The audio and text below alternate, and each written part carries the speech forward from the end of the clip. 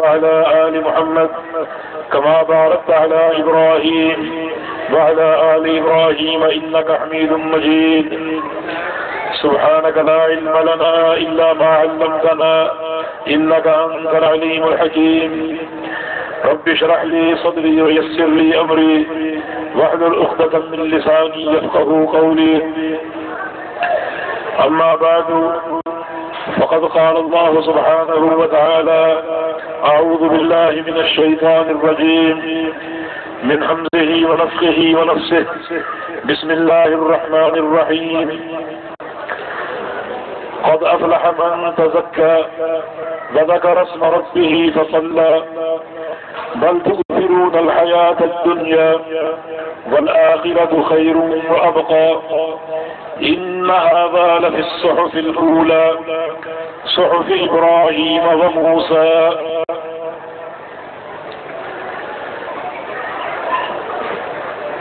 سب سے پہلے اپنے محترم بھائی قاری عبدالرحیم کلیم صاحب حافظہ اللہ کا شکریہ ادا کرتا ہوں جنہوں نے اس عظیم الشان پروگرام میں شرکت کی دعوت دی. اس کے بعد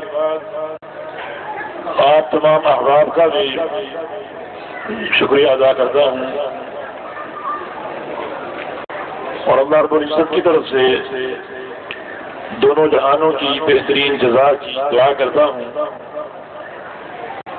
کہ آپ اپنی تمام مصروفیات چھوڑ کر یہاں تشریف لائے اور یہ پروگرام سن رہے ہیں. یہ پروگرام اس مسجد میں منعقد ہو رہا ہے اور اس وقت میرے ذہن میں ایک حدیث ہے. یہ حدیث طبرانی کبیر میں صحیح سند کے ساتھ ہے. اس کے راوی ابو امامہ الباہلی رضی اللہ تعالی عنہ ہیں. وہ حدیث اس وقت یہاں پوری طرح منطبق ہو رہی ہے، فٹ آ رہی ہے. میری یہ دعا ہے کہ اللہ تعالیٰ ہم سب کو اس حدیث کا مصداق بنا دے. ابو امامہ الباہلی رضی اللہ تعالی عنہ فرماتے ہیں کہ رسول اللہ صلی اللہ علیہ وسلم کا فرمان ہے من غدا الى المسجد لا يريد الا ان يتعلم خيرا او يعلمه فله اجر حاج تامة حجته. جو شخص اللہ کے گھر میں جائے، مسجد میں جائے اور اس کی صرف ایک ہی نیت ہے اور کوئی نیت نہیں، اور وہ نیت یہ ہے کہ اللہ کے گھر میں جا کر یا تو علم سنوں گا یا سناؤں گا، یا علم حاصل کروں گا یا علم کی تعلیم دوں گا. بس یہ غرض ہے اور کوئی نیت نہیں، کوئی پروگرام نہیں، کوئی ہدف نہیں، کوئی دنیا کا معاملہ نہیں. بس یہ نیت لے کر گھر سے نکلا ہے کہ اللہ کے گھر میں جانا ہے اور یا علم کی بات سننی ہے یا سنانی ہے. اللہ رب العزت کس قدر راضی ہوتا ہے کہ اس کے نامہ اعمال میں کتنا ثواب درج ہوتا ہے. رسول اللہ صلی اللہ علیہ وسلم نے ارشاد فرمایا کہ فلہ اجر حاج، اسے ایک حاجی کا ثواب ملتا ہے تامۃ حجتہ، وہ حاجی جس کا حج ہر لحاظ سے پورا ہو، اس میں کوئی نقص نہ ہو، کوئی گناہ نہ ہو، وہ پورا حج سنت کے مطابق ہو. وہ حج جس کے بارے میں رسول اللہ صلی اللہ علیہ وسلم نے ارشاد فرمایا من حج البیت فلم یرفث ولم یفسق رجع کیوم ولدت امہ، کہ جو شخص اس گھر کا حج کرے اور کسی گناہ کا ارتکاب نہ کرے اور اس کا حج رسول اللہ صلی اللہ علیہ وسلم کی سنت کے مطابق ہو تو وہ حج کر کے یوں لوٹے گا جیسے اس کی ماں نے اس کو آج ہی پیدا کیا، بالکل گناہوں سے پاک صاف ہو چکا ہو. یہ ثواب اللہ کس کو دیتا ہے؟ اس شخص کو بھی جو اپنے گھر سے نکلے صرف اس نیت کے ساتھ کہ اللہ کے گھر میں جانا ہے اور علم سننا ہے یا سنانا ہے. تو میں یہ دعا کرتا ہوں کہ اللہ تعالیٰ اول ہماری نیتوں میں اخلاص پیدا فرما دے. ہمارا یہاں آنا، یہاں بیٹھنا سننا سنانا یہ سب کا سب اللہ کی رضا کے لیے۔ اس کے بعد یہ دعا کرتا ہوں کہ اللہ تعالیٰ ہمیں اپنے پیغمبر کی اس حدیث کا مصداق بنا دے۔ ہم جب لوٹیں تو ہمارے کھاتوں میں، ہمارے نامہ اعمال میں وہ ثواب درج ہو جس کا رسول اللہ صلی اللہ علیہ وسلم نے اس صحیح حدیث میں ذکر فرمایا ہے۔ اس کے بعد میرے دوستوں اور بھائیوں، میں نے سورۃ الاعلیٰ جو 30ویں پارے کی ایک سورت ہے، اس کی چند آیات آپ کے سامنے پڑھی ہیں۔ ان آیات میں اللہ تعالیٰ نے کچھ لوگوں کا ذکر کیا ہے اور ان کے بارے میں فرمایا ہے کہ وہ کامیاب ہو چکے ہیں۔ یہ نہیں کہا کہ وہ کامیاب ہوں گے، بلکہ فرمایا کہ وہ کامیاب ہو چکے ہیں۔ پوری تاکید کے ساتھ یہ خبر دی کہ کچھ لوگ ہیں وہ ہماری لسٹ میں کامیاب ہیں، انہیں کامیابی مل گئی۔ اب سوچنا یہ ہے کہ یہاں کس کامیابی کا ذکر؟ ہر شخص کے ذہن میں کامیابی کا ایک تصور ہے۔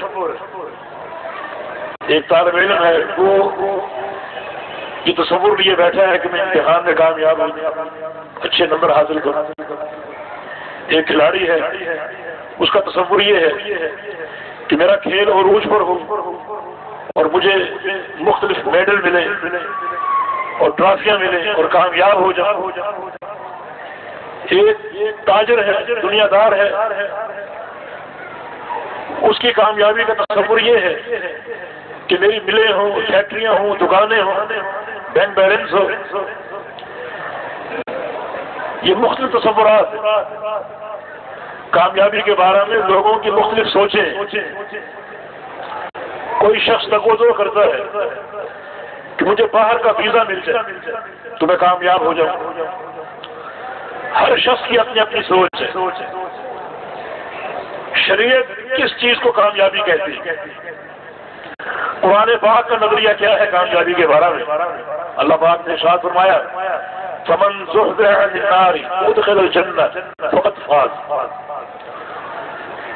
ہمارے نزدیک کامیاب وہ ہے جسے جہنم سے بچا لیا جائے اور جنت میں داخل کر دیا جائے، جسے اللہ رب العزت اپنے عذاب سے بچا لے، وہ جہنم سے بچ جائے، کیونکہ جہنم کا عذاب کوئی برداشت نہیں کر سکتا۔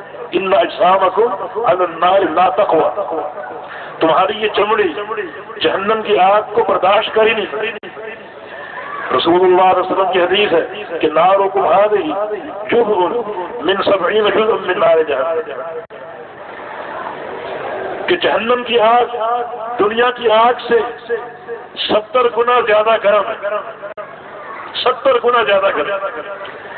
رسول اللہ صلی اللہ علیہ وسلم کی ایک اور حدیث ہے کہ احرقت النار 1000 عام حتی بیضت، کہ جہنم کی آگ کو 1000 سال تک گرم کیا گیا، جلایا گیا، حتیٰ کہ یہ سفید پڑ گئی۔ ثم احرقت 1000 عام حتی احمرت، پھر اس کو 1000 سال تک گرم کیا گیا حتیٰ کہ یہ سرخ ہو گئی۔ ثم احرقت 1000 عام حتی اسودت، اور پھر اس کو 1000 سال تک گرم کیا گیا، جلایا گیا، حتیٰ کہ یہ سیاہ پڑ گئی۔ یہ جہنم کی آگ دنیا کی آگ سے 70 گنا زیادہ گرم۔ نبی علیہ السلام کی ایک اور حدیث ہے اشتقت النار الی ربها فقالت یا رب اکل بعضی بعضا، کہ اس جہنم نے اللہ کے دربار میں شکایت کی، یا اللہ میری آگ مجھے کھا رہی، اتنی تیزی اتنی شدت ہے کہ یہ آگ مجھے کھا رہے، اتنی شدید ترین آگ، اتنا اللہ کا شدید ترین عذاب۔ تو قرآن یہ کہتا ہے کہ جو اس آگ سے بچ جائے، اس جہنم سے بچ جائے اور جنت کو پا لے، جنت کو حاصل کر لے، ہمارے نزدیک وہ کامیاب، ہم اسے کامیاب قرار دیتے ہیں۔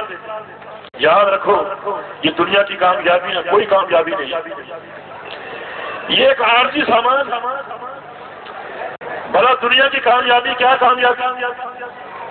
نبی علیہ السلام کی حدیث ہے کہ یوزا بأنعم أهل الأرض يوم القيامة، کہ قیامت کے دن ایک شخص کو حاضر کیا جائے.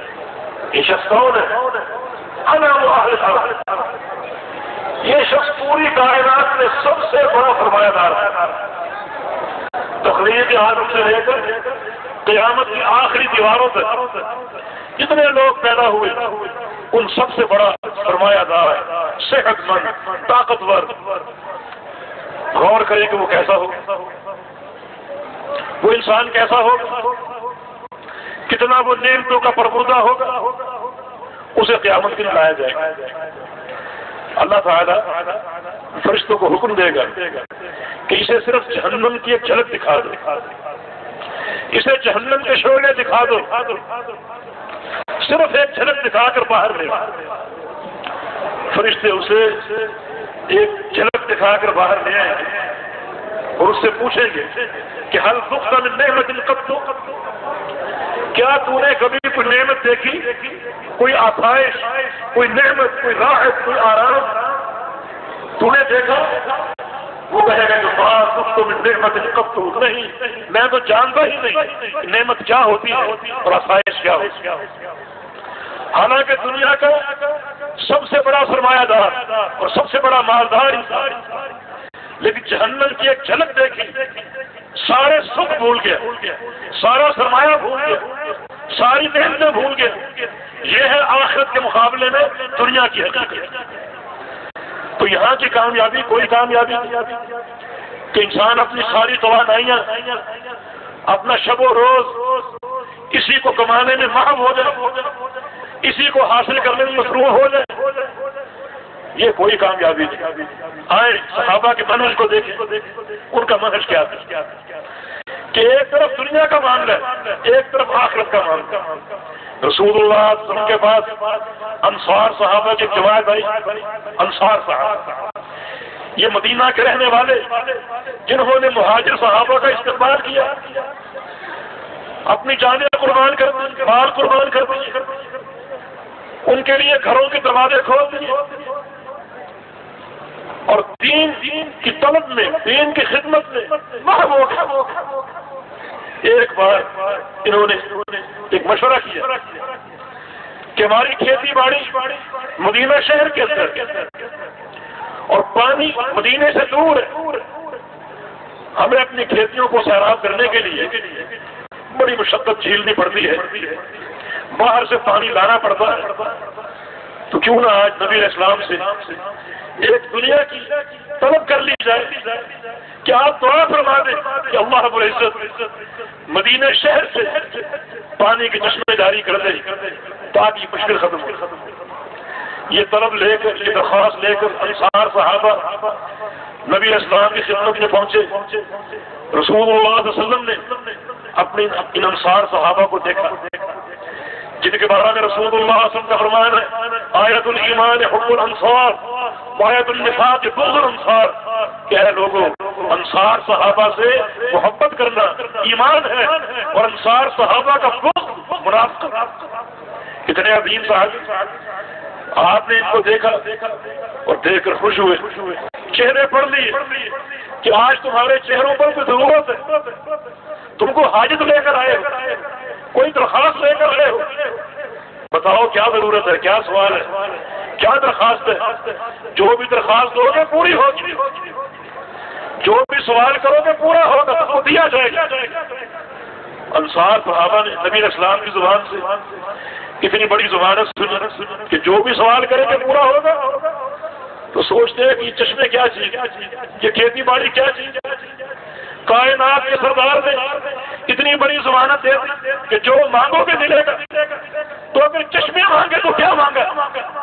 یہ تو ایک ایسی نعمت ہے جو ظاہر ہونے والی ہے، جس کی آخرت کے مقابلے میں کوئی حقیقت نہیں. چشمے بھول گئے، کھیتی باڑی بھول گئے. کہا کہ یا رسول اللہ صلی اللہ علیہ وسلم ہمیں تھوڑی سی مہلت دیجیے، ہم سوچیں کہ آپ سے کیا مانگا ہے. اب ایک طرف دین ہے، ایک طرف دنیا ہے، ایک طرف دنیا ہے، ایک طرف آخرت. یہ آخرت کے سچے طلبگار، سچے سوداگر بیٹھتے ہیں اور ایک نوجوان مشورہ دیتا ہے کہ جناب محمد رسول اللہ صلی اللہ علیہ وسلم نے اتنی بڑی ضمانت دی ہے، میرا مشورہ یہ ہے کہ آپ سے ایک چیز مانگ لو، اور وہ یہ کہ آپ دعا کر دیں کہ یا اللہ ہمارے سارے گناہ معاف کر، اپنے گناہ بخشوا لو، چشموں کو بھول دو، یہ کھیتی باڑی چھوڑ دو، گناہ بخشوا لو، کھیتی تو پک ہی جائے گی، حاصل ہو ہی جائے گی، گناہ بخشوا لو۔ چنانچہ سارے انصار صحابہ رسول اللہ صلی اللہ علیہ وسلم کے پاس آ گئے اور آ کر کہا کہ یا رسول اللہ صلی اللہ علیہ وسلم ہماری طلب یہ ہے کہ آپ دعا کرتے ہیں کہ اللہ تعالیٰ ہمارے گناہ معاف کرے۔ آپ نے ہاتھ اٹھائے، اللہم اغفر للانصار، یا اللہ انصار کو معاف کر دو، بڑے ابناء انصار، یا اللہ انصار کے بیٹوں کو معاف کر دے، بڑے ابناء انصار، یا اللہ انصار کے پوتوں کو معاف کر دے۔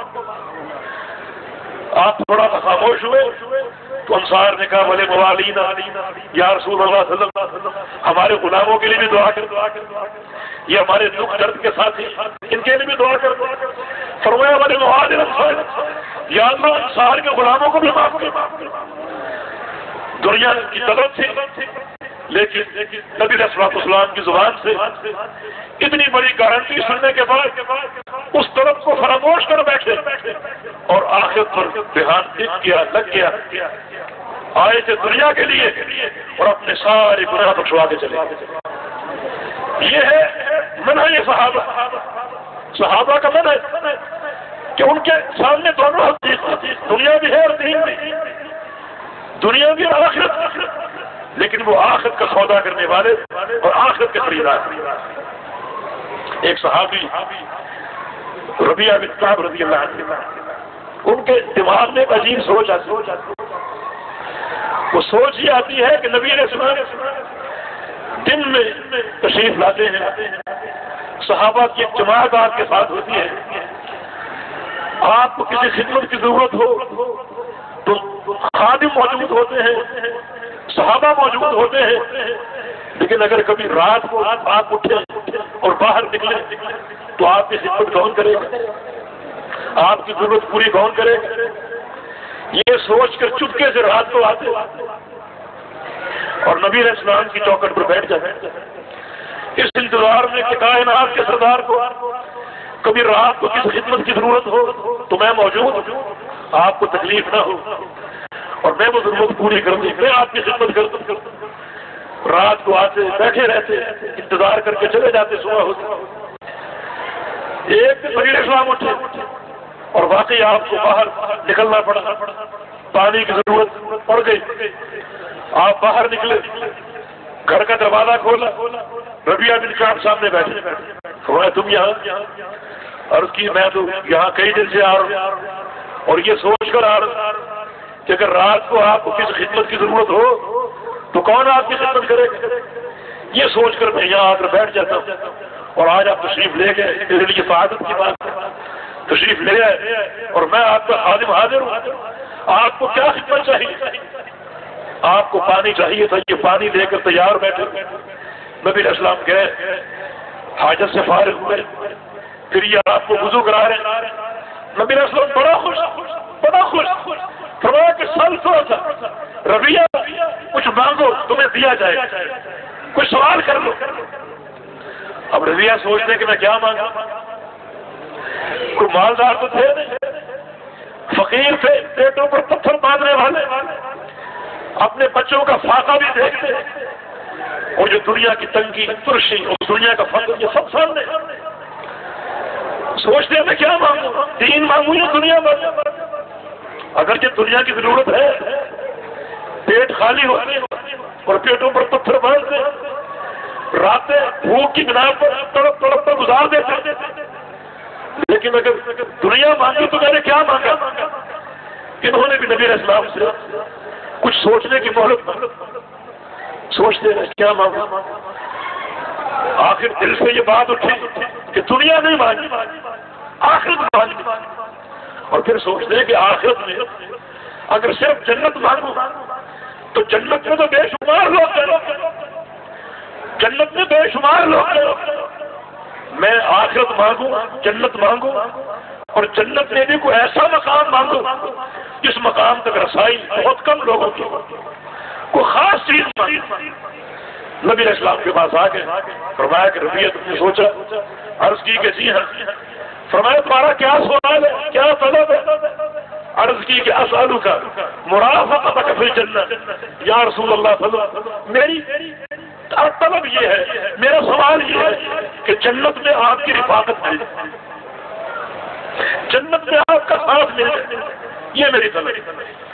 دیکھیں موقع تھا کہ دنیا کے خزانے مانگ لیں، چاندی اور سونے کے ڈھیر مانگ لیں، کھیتی باڑی مانگ لیں، جانور مویشی مانگ لیں، حالانکہ بھوکے تھے، پیاسے تھے، فقر تھا، تنگی تھی، تنگی عیش تھی، لیکن نہیں، یہ لوگ وہ لوگ ہیں جنہوں نے دنیا کے مقابلے میں آخرت کو ترجیح دی، دنیا کو ٹھکرا دیا اور آخرت کی کامیابی کو کامیابی سمجھی۔ یہ شرعی فکر اور یہ صحابہ کا منہج کتنا عظیم شان منہج۔ صہیب رومی ہجرت کے لیے بے قرار ہے، اللہ اکبر، لیکن مکہ کے اوباشوں نے راستہ روکا ہوا، صہیب تمہیں جانے نہیں دیں گے۔ تاجر سے بہت بڑی تجارت کی تھی، مکہ کے پاس مالداروں کے ساتھ کاروبار کی شراکت کر کے تجارت کی، اور ان کے پاس کافی سونا تھا۔ ہجرت کے لیے گھر سے چپکے سے نکلے رات کی تاریکی میں، اور وہ سونا اپنے گھر کی ایک چوکھٹ کے پاس زمین کھود کے دفن کر دیا کہ جب حالات صحیح ہوں گے آؤں گا اور یہ سونا نکال لوں گا۔ چپکے سے نکلے، لیکن مکہ کے بدماشوں کو خبر ہو گئی کہ صہیب گھر سے نکل گئے۔ چنانچہ سب تعاقب میں تھے، پہنچے اور صہیب کو پکڑ لیا، صہیب کو پکڑ لیا اور کہا کہ صہیب تمہیں ہم نہیں جانے دیں۔ صہیب نے سوچا یہ لوگ، یہ دنیاوی ذہن رکھنے والے، دنیا کے متکلم، ہو سکتا ہے ان کو سونے کی پیشکش کروں تو مجھے جانے دیں، میں تو بے قرار ہوں اپنے پیغمبر تک پہنچنے کے لیے اور اپنے پیغمبر کی جھلک دیکھنے کے لیے۔ اور فرماتے ہیں کہ اگر میں تمہیں اتنی مقدار میں سونا دو، کتنی اوقی ہے، کاربن 9 اوقیوں کا ذکر، کتنی مقدار میں سونا دو، میرا راستہ چھوڑ دو۔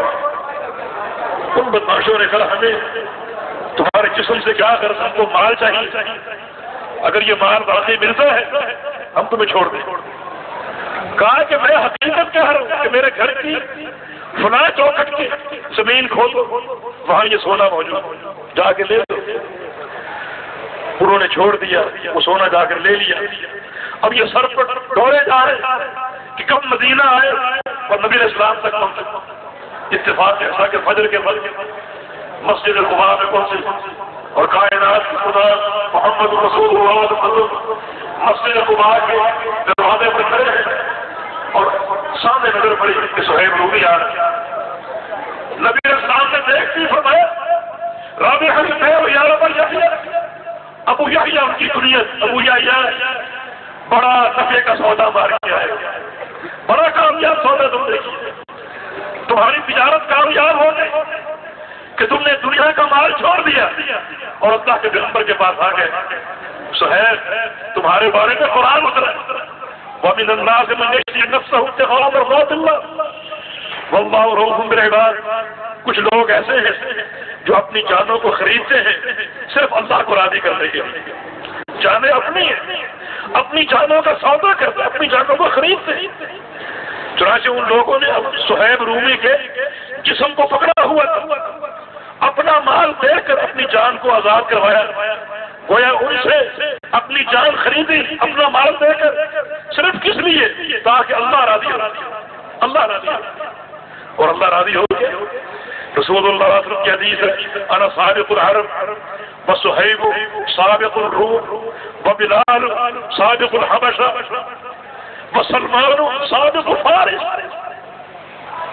کامیاب ہو، فرمایا کہ پورے عرب میں جنت میں سب سے پہلے میں جاؤں اور پورے روم میں جنت میں سب سے پہلے صہیب جائے گا اور پورے فارس میں جنت میں سب سے پہلے سلمان فارسی جائے گا اور پورے حبشہ میں جنت میں سب سے پہلے بلال حبشی جائے گا۔ کامیاب ہو گئے۔ یہ ہے وہ لوگ جو دنیا کے مقابلے میں آخرت کا سودا کرنے والے ہیں کہ دنیا ختم ہو جائے لٹ جائے کوئی پرواہ نہیں، دنیا کی کامیابی کوئی کامیابی نہیں، کامیابی تو آخرت کی کامیابی کہ اللہ رب العزت اس اس جہنم کے عذاب سے بچا لے اور جنت میں داخل کر. تو یہ صحابہ کرام کا منہج ہے جو آخرت کے خریدار. عظیم الشان صحابی آیا اور آ کر کہتا ہے کہ یا رسول اللہ صلی اللہ علیہ وسلم ابو دحدہ میرا اتنا بڑا باغ ہے، اس باغ میں کھلا نوجوان کا ایک درخت اور اپنے ایک درخت کو دیکھنے کے لیے بار بار آتا ہے. اس باغ میں میرے بچے بھی ہیں، بیوی بھی ہے، بے پردگی ہوتی. اسے کہیں کہ وہ درخت مجھے دے یا بیچ دے تاکہ اس کا سخت ختم ہو اور میں راحت میں آ جاتا. نبی رکھنا ہوگا کہ بات تو بات ہو. اس نوجوان کو بلا لیا اور بلا کر کہا کہ ابو دحدہ یہ سبب ہے، تم اس کے لیے تیار درخت اس کو دے دے. اس نے سوچا کہ ایک درخت میرے کنبے کی کفالت کی بجائے اگر یہ دے دوں میرا کنبہ تو کھاتے کا شکار ہوگا، وہ اپنے آپ کو آمادہ نہ کر سکے. نبی نے کہا فرمایا کہ اس کو بیچ دو،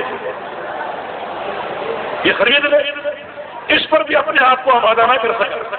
حتیٰ کہ رسول اللہ صلی اللہ علیہ وسلم نے فرمایا کہ یہ درخت اس کو دے دو، میں یہ گارنٹی دیتا ہوں کہ اللہ تعالیٰ اس ایک درخت کے بدلے تمہیں جنت میں ایک درخت دے. لیکن وہ نوجوان اس پر بھی آمادہ نہ ہو سکا. ابو دحدہ یہ بات سن رہا، اس نے سوچا یہاں تو موضوع تبدیل ہو گیا، یہاں تو میں صرف باغ کی بات لایا تھا، اب باغ جنت کی آ گیا، جنت کے درخت کی بات آ گئی. ابو دحدہ فوراً بولا کہ یا رسول اللہ صلی اللہ علیہ وسلم ایک درخت کے بدلے آپ نے اسے جنت کے ایک درخت کا وعدہ فرمایا، اگر میں اپنا سارا باغ اس کو دے دوں تو میرے لیے بھی یہی بات ہے، یہی ضمانت ہے، یہی پیشکش ہے. فرمایا کہ ہاں تمہارے لیے بھی یہی پیشکش ہے. فرمایا کہ پھر آپ گواہ ہیں کہ میں نے سارا باغ اس کو دے دیا، سارا باغ دے دیا. جنت کا سودا کر لیا، آخرت کا سودا کر لیا. پھر باغ کی طرف پلٹ کر نہیں دیکھا، جھانک کر نہیں دیکھا. باہر کھڑے کھڑے بیوی کو آواز دی کہ یا ام دحدہ اخرجی من الحدیقہ، ام دحدہ باغ سے باہر آ جاؤ. وہ اطاعت شعار بیوی باغ سے باہر آ گئی. پوچھا کیا معاملہ؟ فرمایا میں نے باغ بیچ دیا. پوچھا کتنے پیسوں کے عوض، کتنی قیمت کے عوض؟ کہا کہ جنت کے عوض. بیوی نے کہا کہ ابو دحدہ مبارک ہو، تم نے بڑا کامیاب سودا مارا، ایک باغ دے کر جنت خرید لی اور باقی خرید لی. ایک بار پیغمبر علیہ السلام تشریف فرما تھے، یک لفظ آپ نے فرمایا کم من عزق معلق لبی تحت فی الجنہ. اس وقت میں جنت میں ایک باغ دیکھ رہا ہوں، بڑا گھنا باغ، پھلوں سے لدا ہوا، پھلدار درخت اور خوشے لٹک رہے ہیں، پھلوں کے گچھے لٹک رہے ہیں اور ہر گچھے پر لکھا ہوا ہے کہ ہذہ لبی دحدہ، یہ سارے خوشے ابو دحدہ کے. سودا مار یہ ہے سچے طلبگار کہ ایک طرف دنیا ہے ایک طرف آخرت. ہمارا ذہن یہ ہے کہ دنیا کی کامیابی کامیابی، ان کا ذہن یہ تھا کہ آخرت کی کامیابی کامیابی. قرآن یہ کہتا ہے فمن زحزح عن النار وادخل الجنة فقد فاز، کہ جس شخص کو جہنم سے بچا لیا جائے اور جنت میں داخل کر دیا جائے، کامیاب تو وہ ہے، وہ کامیاب. اب ہم نے قرآن حکیم کی آیت کی روشنی میں، صحابہ کے منہج کی روشنی میں یہ بات سمجھ لیں کہ اصل کامیابی اخروی کامیابی جس کی طرف ہم کو توجہ دے. دنیا تو کٹ جائے، رسول اللہ صلی اللہ علیہ وسلم نے دنیا کی کوئی قیمت بیان نہیں، بلکہ جنت کے مقابلے میں دنیا کی کیا حیثیت ہے. صحیح بخاری میں رسول اللہ صلی اللہ علیہ وسلم کا فرمایا لموضع صوت فی الجنہ خیر من الدنیا وما فیہا.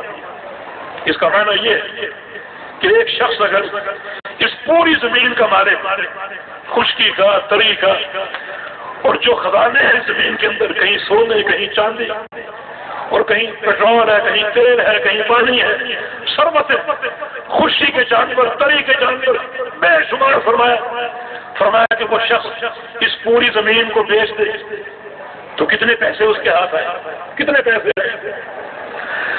اس کے بعد وہ یہ سارے پیسے اللہ کو دیں کہ یا اللہ یہ رقم لے لے اور جنت کی ایک بالشت مجھے دے، صرف ایک بالشت۔ فرمایا کتنی رقم دے کر وہ اللہ تعالیٰ سے جنت کی ایک بالشت بھی نہیں خرید سکتی۔ لموضع صوت فی الجنہ خیر من الدنیا وما فیہا، جنت کی ایک بالشت پوری دنیا اور دنیا کے تمام خانوں سے قیمتی۔ یہ ہے آخرت کے مقابلے میں دنیا کی حیثیت اور حقیقت۔ تو ہم یہ سمجھتے ہیں کہ دنیا کی کامیابی کامیابی، لیکن منہج اصحاب رسول کیا کہ آخرت کی کامیابی اصل کامیابی۔ اب جب یہ بات طے ہو گئی قرآن حکیم کے فرامین کی روشنی میں، رسول اللہ صلی اللہ علیہ وسلم کی حدیث کی روشنی میں اور صحابہ کے منہج کی روشنی میں کہ اصل کامیابی اخروی کامیابی، اب قابل غور بات یہ ہے کہ اخروی کامیابی کیسے حاصل ہے۔ جو میں نے آیات آپ کے سامنے پڑھی ان میں اسی چیز کا فارمولہ دیا، اخروی کامیابی کا اللہ تعالیٰ نے فارمولہ پیش کیا، آخرت میں کامیاب ہونے کا پروگرام پیش کیا کہ تم آخرت میں کیسے کامیاب ہو سکتے ہو، اس کامیابی کو کیسے سمیٹ سکتے ہو اور اسے کیسے حاصل کر سکتے ہو، وہ پروگرام اللہ نے پیش کیا۔ تو آج اللہ پاک کا فرمان ہے قد افلح من تزکا وذکر اسم ربہ فصلی بل تؤثرون الحیاۃ الدنیا والآخرۃ خیر وابقی ان ھذا لفی الصحف الاولی صحف ابراہیم وموسیٰ، کہ وہ شخص کامیاب ہو چکا، یہ نہیں کہا کہ کامیاب ہو جائے، فرق ہے نا دونوں۔ ایک آپ یہ کہیں کہ کل میں فلاں جگہ جاؤں گا، اور ایک آپ یہ کہیں کل میں فلاں جگہ کیا تھا، یہ کیا تھا یقینی خبر، اور جاؤں گا پتہ نہیں نہ جا سکے، جب کل ہوگی آپ نہ جا سکے، موت آ جائے کوئی رکاوٹ بن جائے آپ نہ جا سکے۔ مستقبل کی خبر مشکوک ہے اور ماضی کی خبر یقینی ہے۔ اللہ تعالیٰ کی ہر خبر یقینی ہے، مستقبل کی ہو یا ماضی کی ہو، ساری حق ہے، لیکن اللہ رب العزت نے اپنے کلام میں اور زور پیدا کیا اور بدل پیدا کیا، یہ نہیں فرمایا کہ وہ کامیاب ہو جائے گا، بلکہ یہ فرمایا کہ وہ شخص کامیاب ہو چکا۔ ہم نے کامیابوں کی فہرست میں اس کا نام لکھ دیا، اس نے اس پروگرام کو اپنا لیا۔ وہ پروگرام کیا ہے؟ کوئی بہت لمبا چوڑا پروگرام نہیں، صرف 3 نقطے، صرف 3 نقطے، 3 اصول۔ فرمایا کہ من تزکا، پہلا اصل یہ ہے، پہلا نقطہ یہ ہے کہ وہ پاک صاف ہو، وہ پاک صاف ہو جائے۔ یہ پاک صاف ہونے کا معنی کیا ہے میرے دوستوں اور بھائیوں؟ یہ پاکی اور صفائی اور طہارت اور تزکیے کی ابتدا جو ہے وہ دل سے ہوتی ہے، دل سے، کہ اپنے دل کو پاک صاف کر لے۔ بنفس وما صفاها قد افلح من زکاها، اللہ نے نفس انسانی کی قسم کھائی اور فرمایا کہ کامیاب تو وہ ہے جو اس کو پاک کر دے، اس کو پاک کر دے۔ اب یہ کیسے پاک ہوگا، یہ کیسے صاف ہوگا؟ تزکیہ نفس کی اساس کیا ہے میرے بھائی؟ اس کی اولین اساس جو ہے وہ عقیدہ توحید، کہ دل منور ہوگا، روشن ہوگا عقیدہ توحید کے نور سے، کہ ہر قسم کے شرک کی غلاظت سے اپنے آپ کو بچا لو اور توحید کے نور سے اپنے دل کو منور کرو۔ کیسے منور کرو؟ توحید کو 3 طرح سے سمجھ، 3 طرح سے، اور اپنے دل میں اس فہم کو بٹھا دو تاکہ یہ دل روشن ہو جائے، منور ہو جائے۔ توحید کے بغیر تزکیہ نفس ناممکن ہے۔ یہ اولی اساس، چنانچہ پہلا نقطہ یہ ہے توحید کے حوالے سے کہ آپ اس بات کو سمجھتے ہو، مانتے ہو اور جانتے ہو اور اس کی گواہی دیتے ہو، اس بات کی تصدیق کرتے ہو کہ اس پوری کائنات کا خالق کون ہے؟ اللہ رب العزت، اور اس پوری کائنات کا مالک کون ہے؟ اللہ رب العزت۔ خالق بھی اللہ ہے اور مالک بھی اللہ ہے۔ اللہ تعالیٰ کے مالک ہونے کا معنی یہ ہے کہ جو کچھ ہو رہا ہے اللہ کے امر سے ہو رہا ہے، اللہ کے حکم سے ہو رہا ہے، کیونکہ اللہ مالک اور کوئی مالک نہیں۔ حتیٰ کہ درخت کا ایک پتا اگر ہلتا ہے تو اللہ کے امر سے ہلتا ہے، وہ خشک پتا اگر ٹوٹ کے گرتا ہے تو اللہ کے امر سے گرتا ہے۔ کسی کا بیمار ہونا، کسی کا صحت مند ہونا، کسی کا مالدار ہونا، کسی کا غریب ہونا، یہ سب اللہ کے امر سے، بیمار ہو تو اللہ کے امر سے، بیمار کو شفا ملے تو اللہ کے امر سے۔ یہ ہے پہلا، اسے کہتے ہیں توحید ربوبیت، کہ اللہ کو اپنا رب مانو، خالق اور مالک مانو۔ اس کائنات میں ایک ذرہ بھی ایسا نہیں جس کو پیدا کرنے والا اللہ کے سوا کوئی نہیں۔ اللہ پاک کا فرمان ہے، یا ایھا الناس اعبدوا ربکم الذی خلقکم والذین من قبلکم، اے لوگو عبادت کرو اپنے پروردگار کی جو تمہارا بھی خالق ہے اور تم سے پہلے ہر چیز کا خالق اور تمام لوگوں کا خالق اور پوری کائنات کا خالق۔ تو ایک بات یہ، اس بات کا فہم حاصل کرو، اس بات کو عقیدہ بنا لو، اور آپ کو مبارک یہ آپ کا عقیدہ ہے، ورنہ ایک دنیا در در کی ٹھوکریں کھا رہے، در در کی ٹھوکریں کھا رہے۔ اگر وہ بیمار ہو جائے تو ان کو شفا فلاں دربار سے ملتی، غریب ہو جائے تو ان کو خزانہ فلاں دربار سے ملتا۔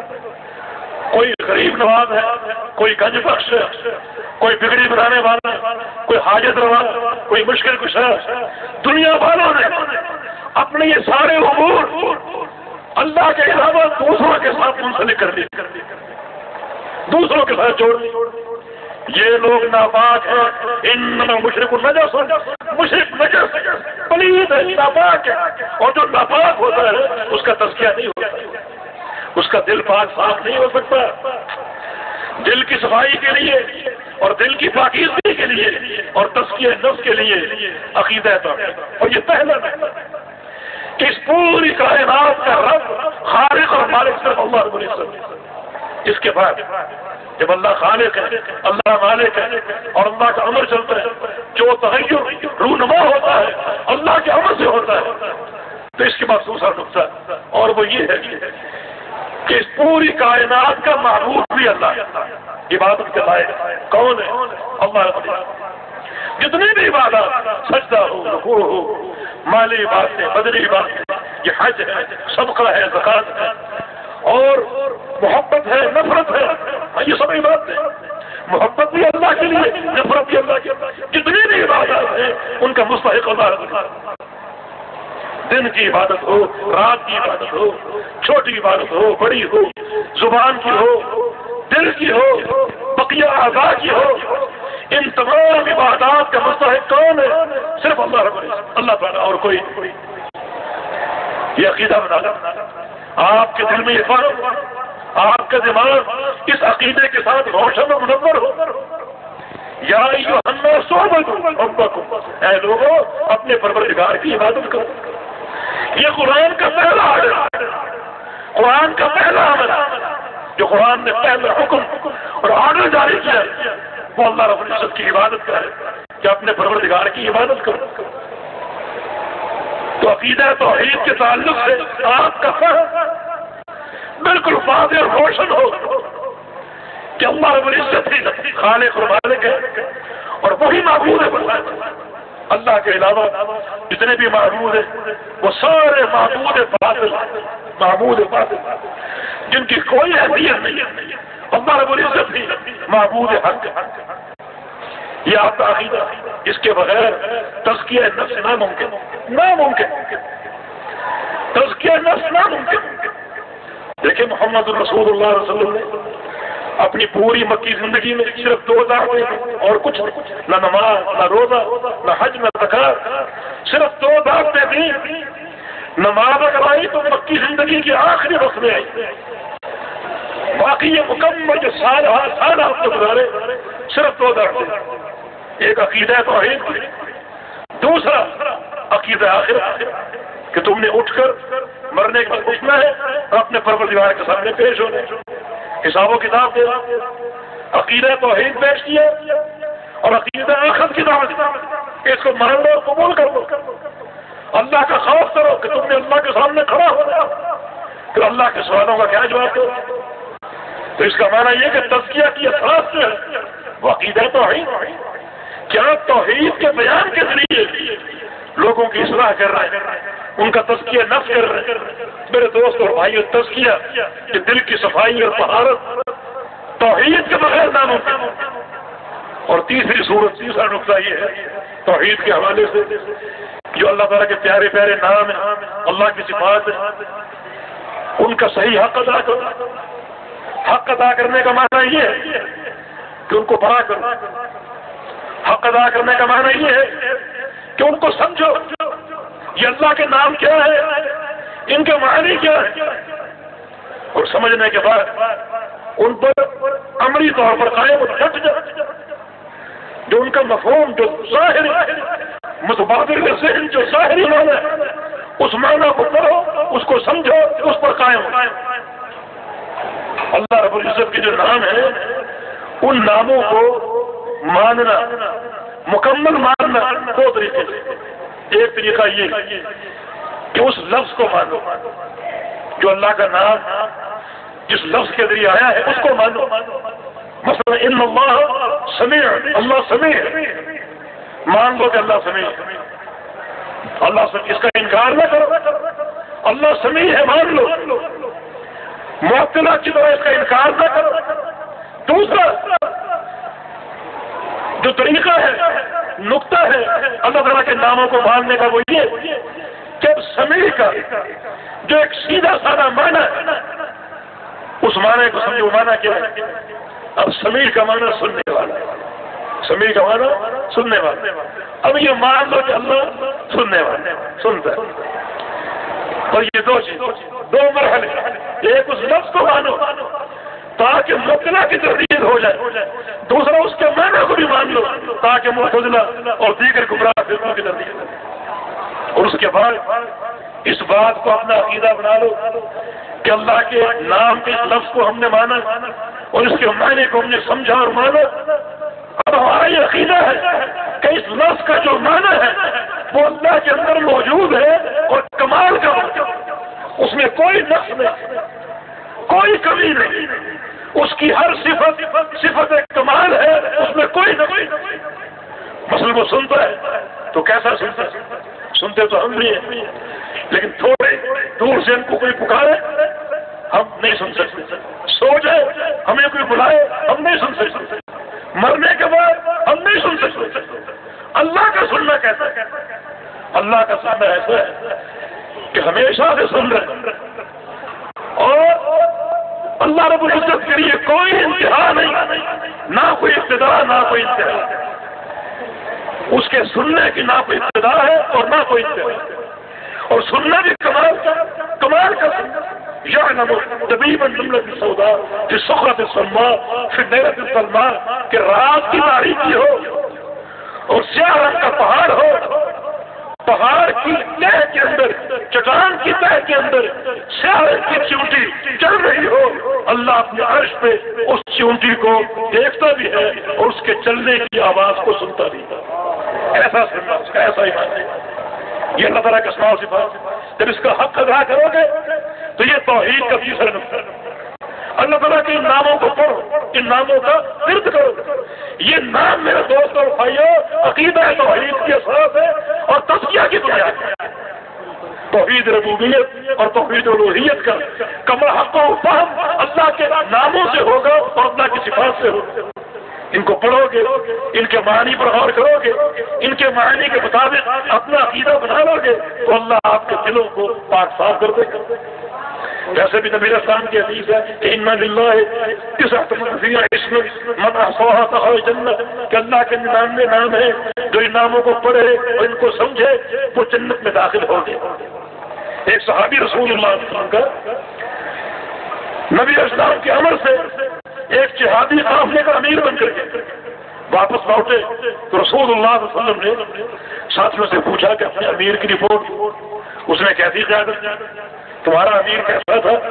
لوگوں نے کہا کہ بہت اچھا امیر، بڑی اچھی قیادت، لیکن ایک بات ہم نے محسوس کی، ہم سمجھ نہیں سکے وہ معاملہ کیا کہ دوران سفر جب بھی جماعت کرائے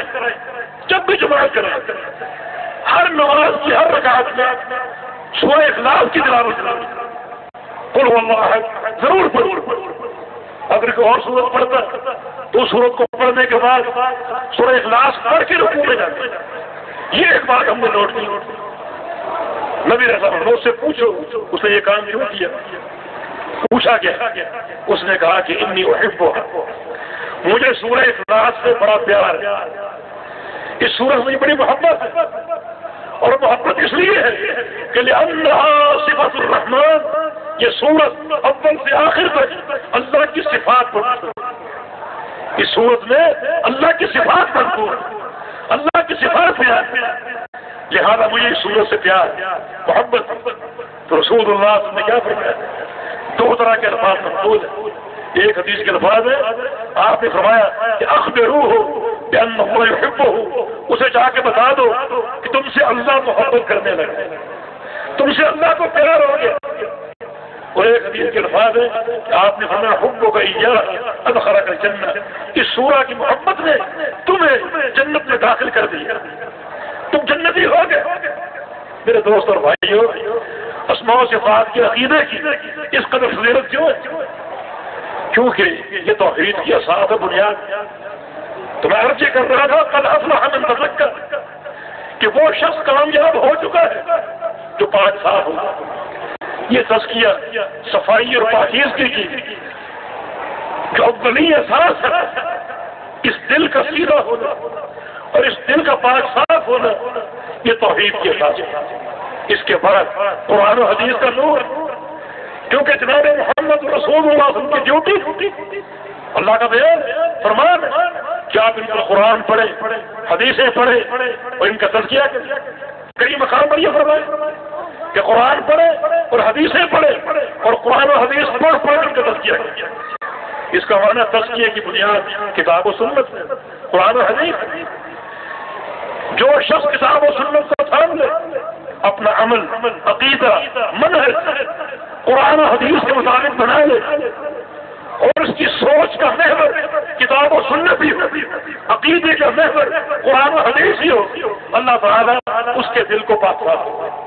اور جو شخص کتاب و سنت سے دور ہے کہ فلاں کا قول، فلاں کا فتویٰ، فلاں کی فقہ، فلاں کی رائے، فلاں کا قیاس، اماموں کی بات، وڈیروں کی بات، پیروں کی بات، مولویوں کے قصے، بس یہ میرے لیے کافی ہیں۔ میرے دوست اور بھائیوں، اس شخص کو عمر نو میں ہوئے اس کا دل کبھی پاک نہیں ہو سکتا۔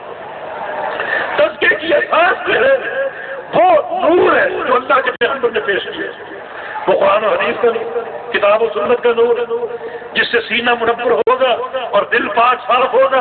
اور جب تک یہ دل پاک صاف نہیں ہوگا، یہاں تزکیہ حاصل نہیں ہوگا، یہاں پاکیزگی حاصل نہیں ہو سکتی۔ اس لیے توحید کا نور اور کتاب و سنت، اور اللہ تعالیٰ اور توحید سے آپ کو، ہم سب کو الحمدللہ ہمارے پاس توحید کی نعمت ہے اور قرآن و حدیث کی نعمت۔ یہ اللہ کا ہمارے پاس جماعتیں رہتی ہیں، اس کے پاس کیا فرمایا؟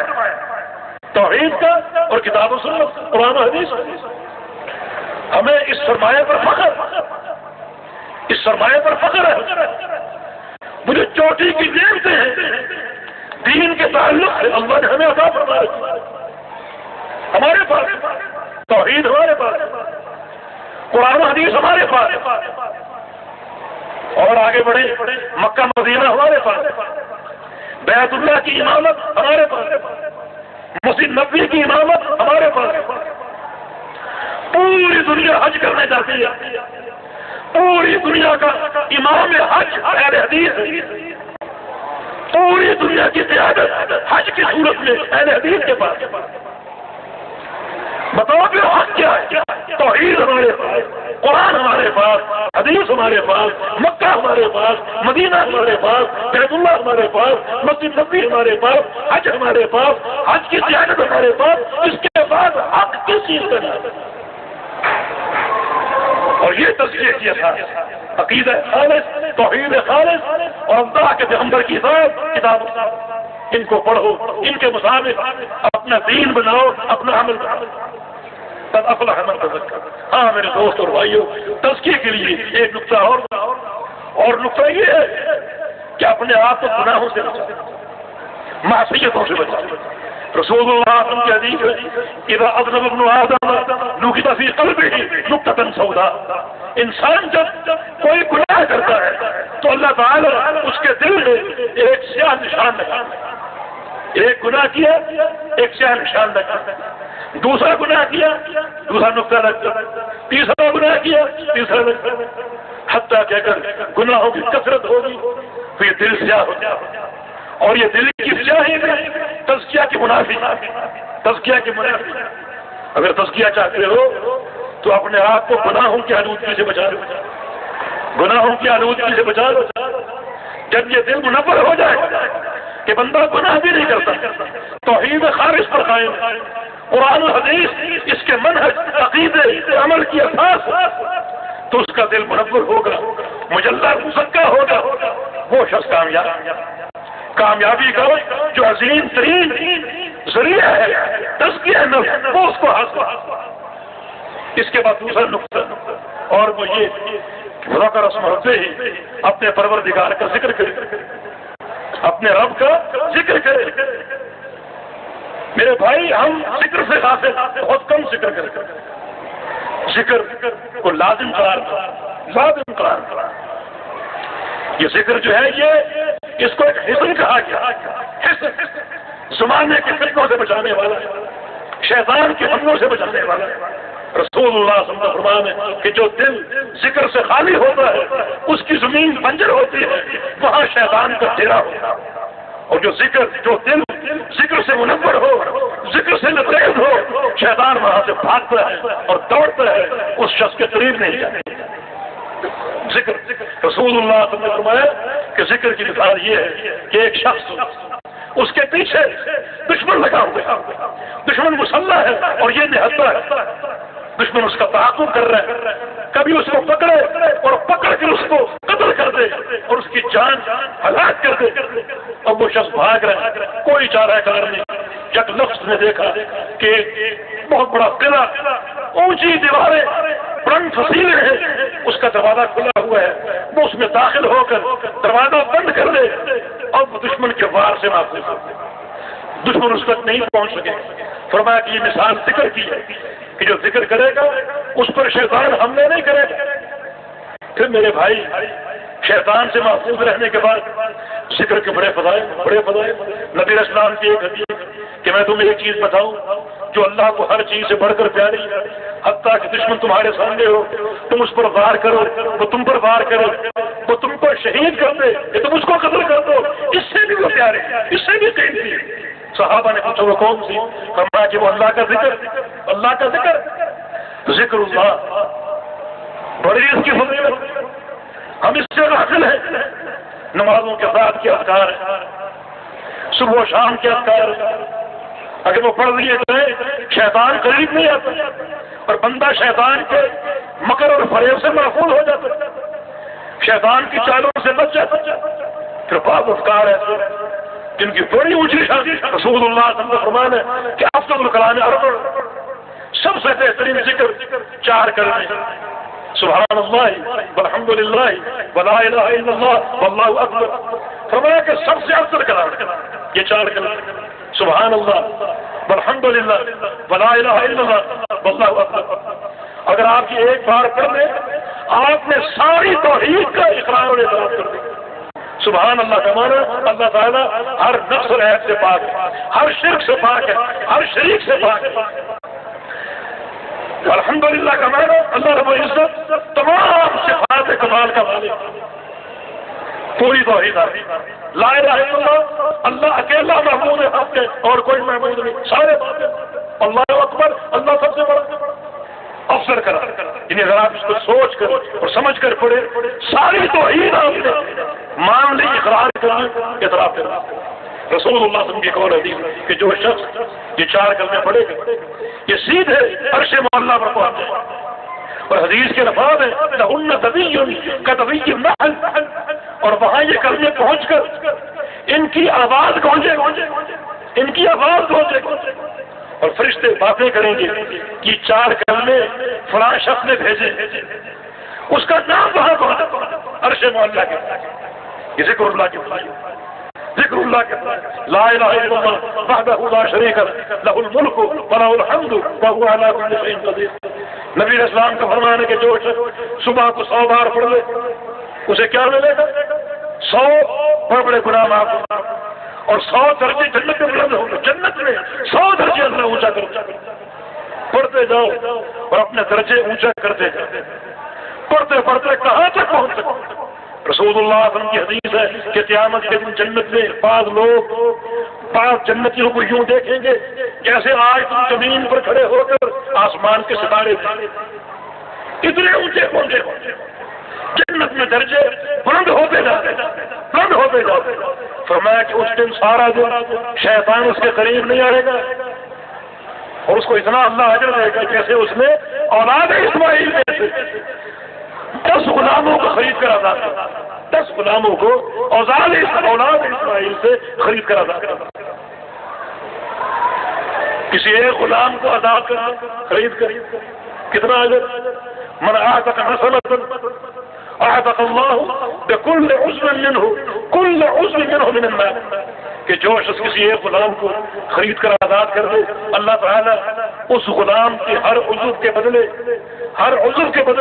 اس شخص کے ہر عضو کو جہنم سے آزاد کر دے گا۔ کتنا اجر؟ یہ اذکار ذکر کی فضائل دنیا کی بندی۔ رسول اللہ صلی اللہ علیہ وسلم کا فرمان ہے من لزم الاستغفار جعل اللہ له من كل ضيق مخرجا ومن كل هم فرجا ورزقه من حيث لا يحتسب، کہ جو شخص استغفار کو لازم قرار دے، استغفر اللہ پڑھے، روز پڑھے، کم از کم 100 بار پڑھے، کیونکہ پیغمبر اسلام کا فرمان ہے کہ توبوا الی اللہ فاستغفروا الیہ فانی اتوب الی اللہ فی اليوم 100 مرہ، کہ اللہ کے دربار میں توبہ کیا کرو، میں دن میں 100 بار توبہ کرتا ہوں۔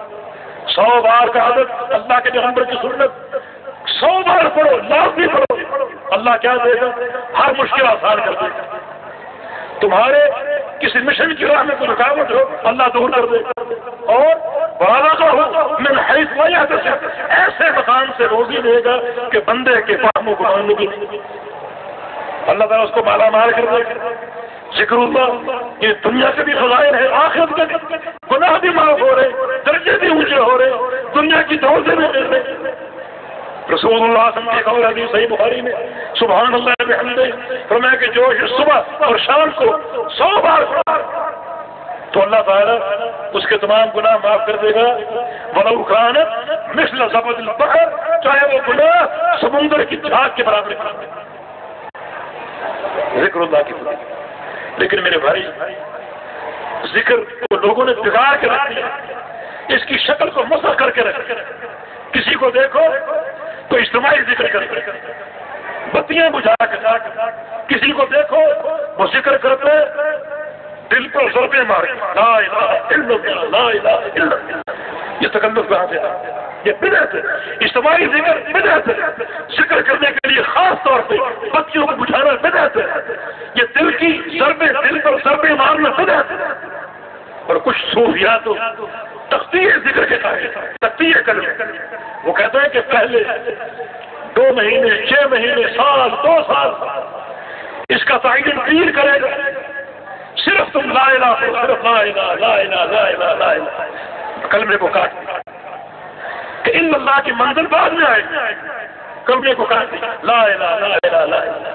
اب وہ مرید لا الہ لا الہ، پیر پڑھاتا اس کو سال 2 سال، کہ 2 سال 4 سال کے بعد تم الا اللہ کے ساتھ کہ الا اللہ الا اللہ، یہ کہاں سے آ گیا؟ یہ کلمے کو کاٹنا، یہ تختی کہاں سے آ گئی؟ کوئی معنی نہیں، لا الہ کا معنی کیا؟ کوئی معبود نہیں، کوئی معبود نہیں، کوئی معبود نہیں، یہ کون سا ذکر؟ اور الا اللہ، طلبہ یہاں بیٹھے ہیں، الا تمہارا غیر بھی آتی ہے، غیر اللہ غیر اللہ غیر اللہ، یہ کون سا ذکر؟ اللہ کی نفی، تو یہ سب بدعت ہے۔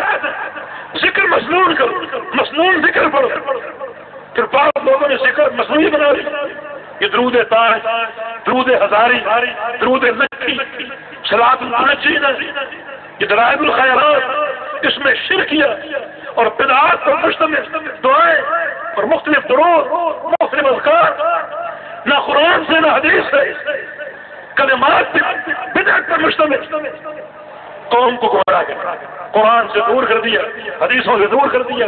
اب ہر شخص کے ہاتھ میں دلائل الخیرات ہے، آج نامہ ہے اور پنج نامہ اور پتہ نہیں کیا، جو بالکل حدیثوں سے ثابت ہے، بلکہ بعض اذکار اور شرک پر مشتمل، ذکر کے تعلق سے بھی لوگوں کو گمراہ کر کے نہیں، آپ ذکر کریں۔ کون سا؟ مسنون۔ کس طریقے سے؟ جس طریقے سے اللہ کا کلام نے صحابہ کرام نے کی، کوئی اجتماعی ذکر نہیں، بلکہ ابن مسعود رضی اللہ عنہ تفصیلی واقعہ موجود ہے، اس کو آپ پڑھیں۔ جن لوگوں نے اجتماعی ذکر کی مجلس قائم کی ہوئی تھی، مل کر یک آواز لا الہ کہتے، سبحان اللہ کہتے، انہوں نے فرمایا لقد جئتم ببدعۃ ظلما، تم نے اس دین پر ظلم کرتے ہوئے ایک بدعت کو جاری کیا۔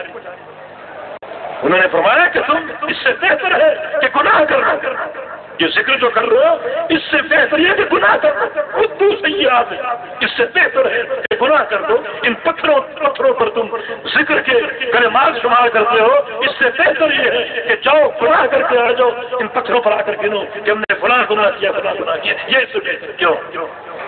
اس لیے کہ اگر گناہ کر کے آ کے گنو گے تو گناہ ہے، تمہاری نیکیاں الگ ہے، گناہ الگ، قیامت دن تلے گی۔ اگر گناہ بھاری ہوگے تو ناکام ہو جاؤ گے، اور نیکیاں بھاری ہوگی تو کامیاب ہو جاؤ گے۔ لیکن اس طریقے سے ذکر کرو گے یہ تو بدعت ہے، اور بدعت نیکیوں کو بھی مٹا دے گا، کچھ باقی نہیں رہے گا۔ گناہ کرو گے تو کم از کم نیکیاں تو باقی ہیں، بدعت کرو گے تو نیک اعمال بھی ختم ہو جائیں گے، بالکل صفایا ہو جائے گا، باقی کیا بچے گا؟ تو بدعت سے بچو۔ اسی لیے پیغمبر اسلام کا فرمان ہے کہ اللہ رب العزت مبتدع کی کوئی نہیں ہے، اور ایک حدیث میں فرمایا لعن اللہ من احدث حدثا، جس شخص نے ایک بدعت کو جاری کیا اس پر دن رات اللہ کی لعنت ہے۔ اللہ ہم سب کو محفوظ رکھے۔ یہ دوسرا نقطہ، ذکر کی مداومت، ذکر کی کثرت، ذکر کریں، اذکار یاد کریں، سیکھیں، اللہ کی جو اسماء و صفات ہیں ان کو یاد کریں، پڑھا کریں، بڑی ان میں برکات ہیں، دنیا کے آخرت کے بڑے، اللہ سارے امور سنبھال سکے، اور پھر اخروی کامیابی کے اساس قد افلح من تزکا وذکر اسم ربہ فصلی، کہ جو اپنا تزکیہ کر لے اور اللہ کا ذکر کرتا رہے، اور تیسری بات ہے کہ نماز قائم کرے، نماز قائم کرے۔ نماز قائم ہوتی ہے دو چیزوں، نمبر ایک نماز پڑھو اس کے وقت کو دیکھ لے، اور نمبر دو نماز پڑھو بالکل اللہ کے طریقے کے مطابق، رسول اللہ کی سنت کے مطابق۔ یہ دو طریقے، ان سے نماز قائم۔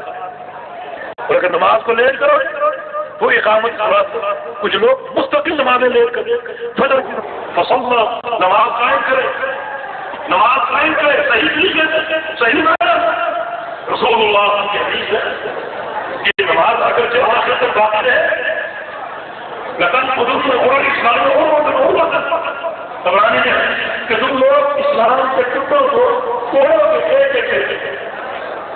ایک ایک کر کے اسلام کے ٹکڑوں کو توڑ دو گے، تو آج کہ تم لوگ ایک ایک کر کے اسلام کے ٹکڑوں کو توڑ دو۔